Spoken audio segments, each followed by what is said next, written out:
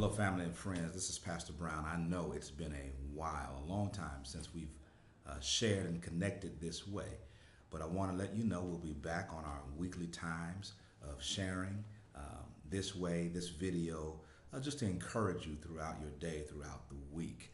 Listen, on Sunday, I shared a message about prayer and forgiveness, the model prayer, the pattern prayer, the disciples' prayer that Jesus gave us. In the midst of that prayer, one of the things he asked us to ask him for was for forgiveness. He says, let me read it to you. In verse 12 of Matthew chapter 6, he says, and forgive us our debts as we forgive our debtors. The old version, King James would say, forgive us our trespasses as we forgive those who trespassed against us.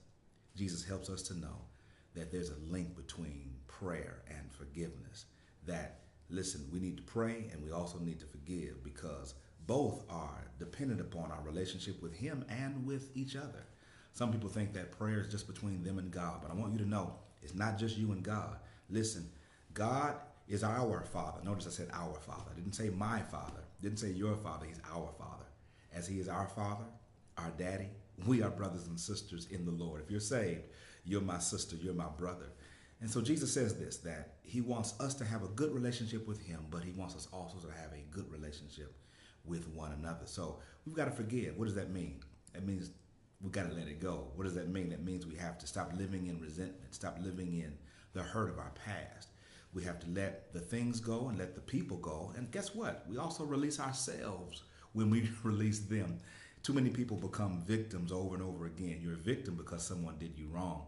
But then secondly or thirdly or fourthly, you're a victim because you keep reliving it by not letting it go. So we have to let it go. We ask God for forgiveness because we need forgiveness. Matter of fact, can I tell you something?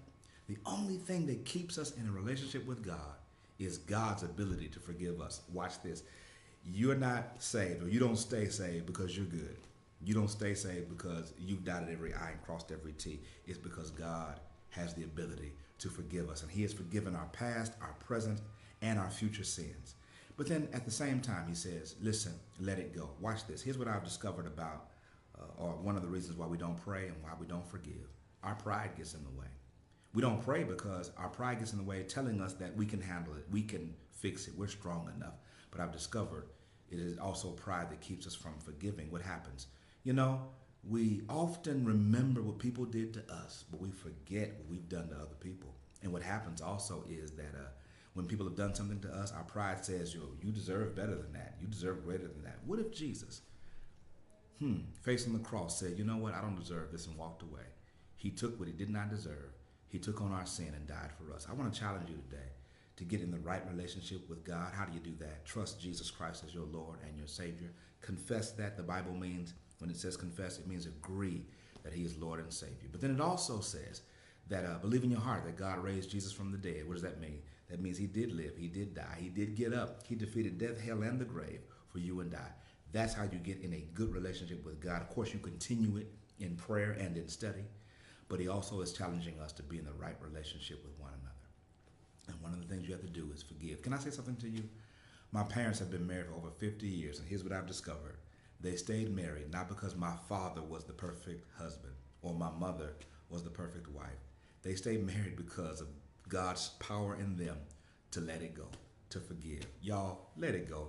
Forgive. God bless you. I love you. Talk to you next time. Tune in. We're back. Bye-bye.